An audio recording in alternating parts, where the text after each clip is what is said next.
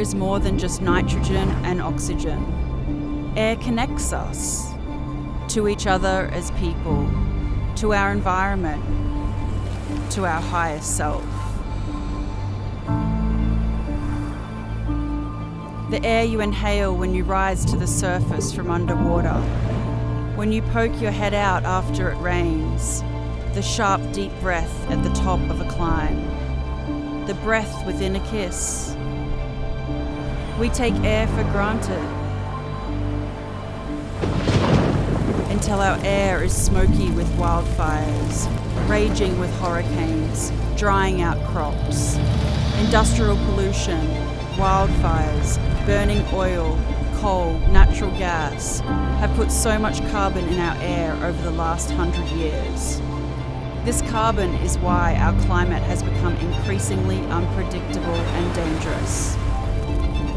The answer is to clean carbon from the air.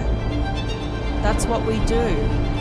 Join us and other brave travellers who care about tomorrow's air. Tomorrow's air everywhere.